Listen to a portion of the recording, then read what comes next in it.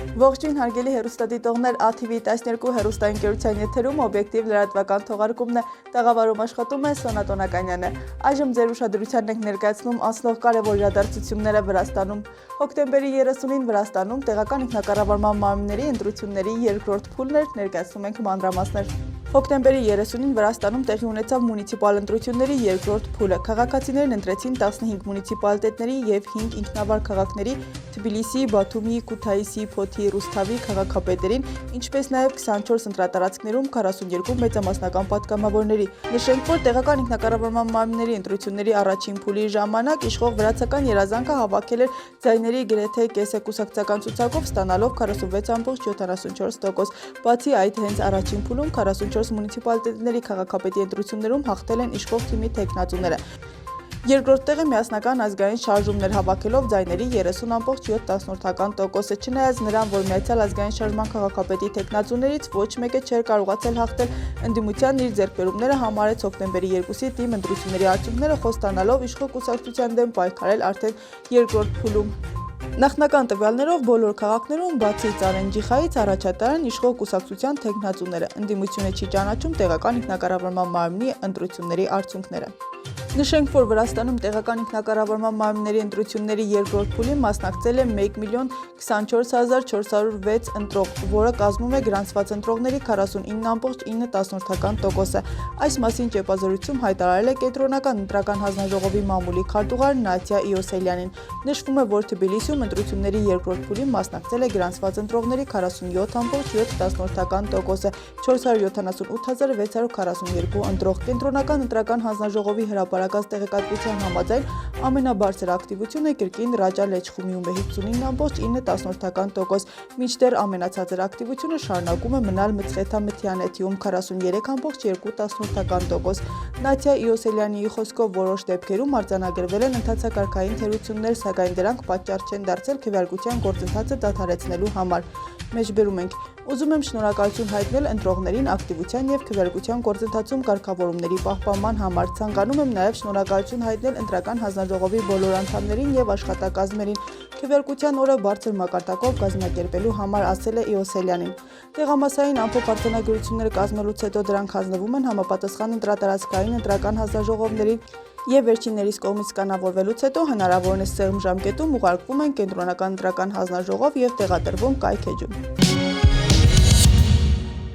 Վրաստանի ընդդիմությունը չճանաչելով ընտրությունների արդյունքները Թբիլիսիում հանրահավաք է անցկացրել, ներկայացնում ենք մանրամասներ։ Տեղական ինքնակառավարման մարմնի ընտրությունների երկրորդ փուլի նախնական արդյունքները հրապարակվելուց հետո միավորված ընդդիմությունը հայտարարեց խորհրդարանի շենքի մոտ ցույց անցկացնելու մասին։ Միացյալ ազգային շարժում կուսակցության առաջնորդ Թբիլիսի քաղաքապետի արդեն նախկին թեկնածու Նիկա Ամելյան հայտարարեց, որ նոյեմբերի 7-ին Թբիլիսիում մեծամասշտաբ ցույց կանցկացվի, իսկ մինչ այդ հանրահավաքները տարբեր քաղաքներում։ Ընդդիմադիր միասնական ազգային շարժում կուսակցությունը գործընկեր կուսակցությունների Լելո և Ժամանակն է կուսակցությունների հետ միասին Թբիլիսիում լայնածավալ բողոքի ակցիան կանցկացնեն ոչ թե ինչպես հայտարարվել էր նոյեմբերի 7-ին կիրակի օրը, այլ նոյեմբերի 6-ին շաբաթ օրը։ Նիկա Ամելյան խորհրդարանի մոտաջակիցների հետ տեղեկատվական հանդիպման ժամանակ ասել է, որ ընդդիմությունը գնում է շրջաններ հանդիպումներ ու հանրահավաքներ անցկացնելու, իսկ հաջորդ կիրակի Ռուսթավելիի պողոտայում և Ազատության հրապարակում տեղի կունենա լայնածավալ հանրահավաք։ Ընդդիմության առաջնորդները հավաքվել էին Ռուսթավելի պողոտայում բողոքելու տեղական ինքնակառավարման մարմնի ընտրությունների երկրորդ փուլի արդյունքների դեմ և խոսելու իրենց ապագա ծրագրերի և քայլերի մասին։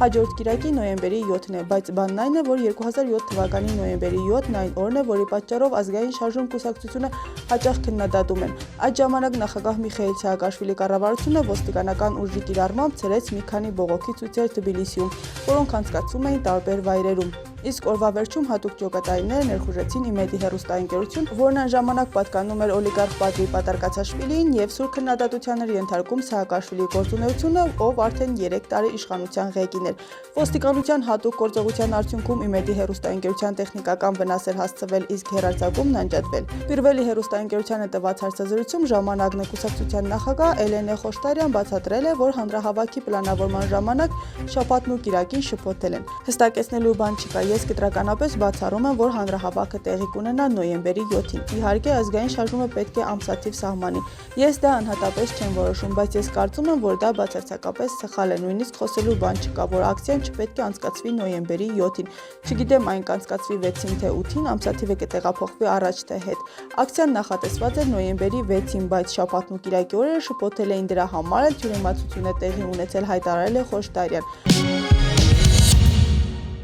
Վրացական երազանք կուսակցությունը 2 միլիոն լարիից ավել եկամուտ է ստացել։ Իշխող Վրացական երազանք ժողովրդավարական Վրաստան կուսակցությունը հոկտեմբերի 3-ից 26-ն ընկած ժամանակահատվածում 2 միլիոն 35,605 լարի եկամուտ է ստացել, այդ թվում որպես նվիրատվություն 1 միլիոն 606,970 լարի։ Աուդիտի գործակալության հրապարակած տեղեկատվության համաձայն Վրացական երազանքը գովազդի վրա ծախսել է 1 միլիոն 196,044 լարի, ամենաշատ գումար ծախսվել է արտաքին գովազդի համար 497,060 լարի, համացանցային գովազդի համար 343,892 լարի, այլ գովազդի համար 335,256 լարի, հեռուստատեսային գովազդի համար 19,836 լարի։ Հրապարակված տեղեկատվության համաձայն Վրացական երազանքը 247,341 լարի է ծախսել հոկտեմբերի 3-ից 26-ն ընկած ժամանակահատվածում տեղի ունեցած միջոցառումների համար։ Վրաստանի ընդդիմությունը մեծամասնություն կունենա 6 սակրեբուլոներում։ Տեղական ինքնակառավարման մարմնի ընտրությունների նախնական արդյունքներով Վրացական երազանքը մեծամասնություն չի ունենա 6 խոշոր քաղաքների սակրեբուլոներում։ Կենտրոնական ընտրական հանձնաժողովի տվյալներով ընդդիմությունը մեծամասնություն է ստացել Բաթումի, Զուգդիդի, Մարտվիլի, Չխորձղուի, Ծալենջիխայի եւ Ռուսթավի քաղաքների խորհրդում։ Հատկանշական է, որ 3 իշխող Վրացական երազանք կուսակցության առաջնորդ Իրագլի Կոբախիձեն հայտարարել է այն սակրեբուլոներում, որտեղ իշխող ուժը մեծամասնական իշխանություն չունի, այն կձևավորի սակրեբուլոյի անդամների հետ բանակցությունների արդյունքում։